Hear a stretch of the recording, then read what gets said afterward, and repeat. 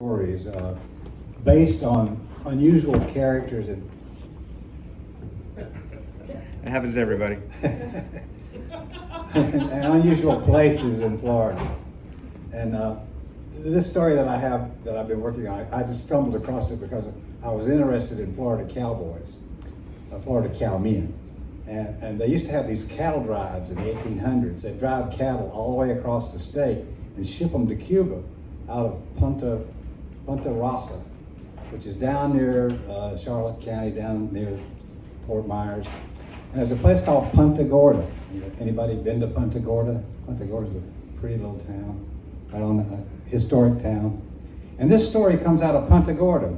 A long time ago, in the 1890s, Punta Gorda had an infamous brothel. It was a place of ill repute. It was a naughty place, as the newspaper said back in the 1800s. And it was run by a very, very unusual person. Ollie Bracken, Miss Ollie Bracken, had come to town with a very mysterious past. And she opened this house, it's called Castle Hall on Marion Street in Punta Gorda. And she was an animal lover, she was a horse lover, she was a horse person. And so she called her girls ponies and her house a stable.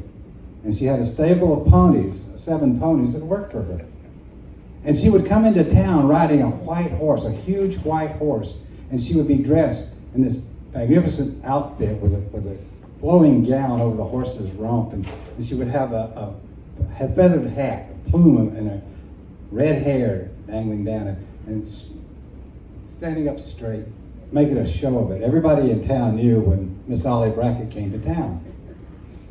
But she got a nickname because she was 6 foot 3 inches tall and weighed 200 pounds. So they nicknamed her Big Six. Big Six was her nickname, and it's what people go. And it didn't bother her. She liked being called Big Six. She liked to be in charge. She was a powerful person.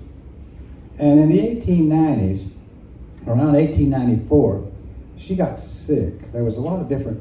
Another thing about Punta Gorda, there were a lot of rough and tumble characters there. Not only did the cowboys all wind up there, the cowmen, after their cattle drives, and there were saloons and brothels all across Florida, from Arcadia up to Jacksonville, Sanford. There were brothels in Tampa. There were places where there were a lot more men than there were women in the state, and there were a lot of rowdy guys. There also was a fishing community along Punta Gorda, and the fishermen were similar to the cowboys, and they were rough and tumble guys too.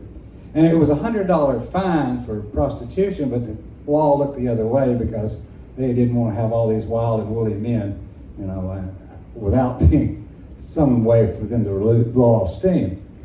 And so she got sick. It was 1894, and she was really, really sick. She had dysentery. She had a fever, and she was in bed. And her girls were saying, Miss Ollie, you look terrible. Something. You're sick. We've got to get a doctor to you. You need a doctor.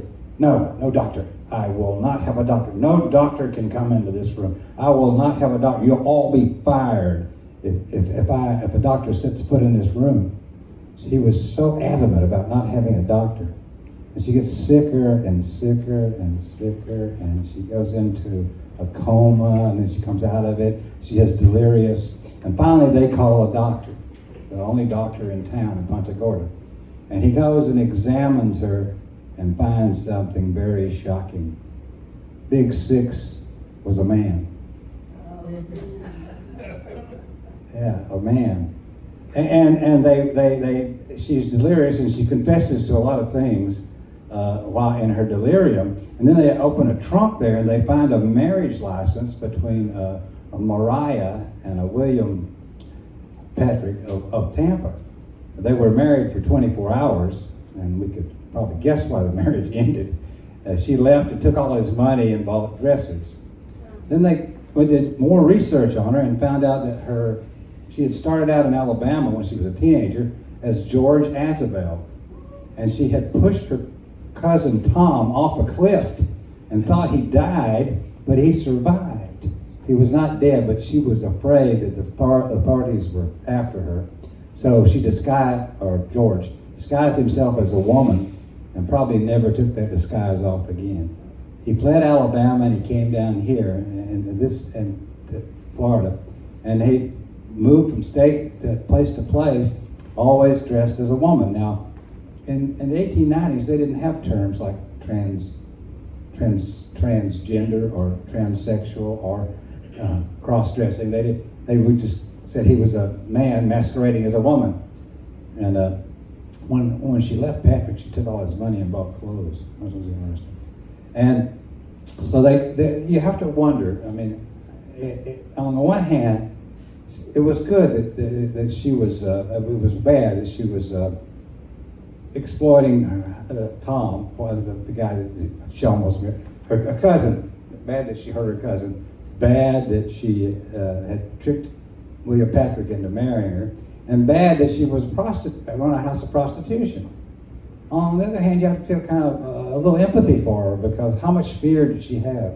She wouldn't even see a doctor for fear of being discovered, because it was such a stigma, such an odd thing, and nowhere to turn, nothing. If she had been around today, she could have been a drag queen. She could have been out. You can still get into trouble and have difficulties if you are a trans, but at least you can survive and find a community that will accept you. That's the good thing that's happened with our passing of time. But we have to remember sometimes what's happened now. They do have, this is Pride Month, by the way, in St. Pete, and this is LBGT being honored, and they can come out and be in public and not have a problem, as much problems as, well, Big Six had. So we're just kind of remember her fondly because what she went through. And if you want to know more about her, there exists a walking tour in Punta Gorda where they take you by the Castle Hill and tell you the story of Big Six. So that's my story.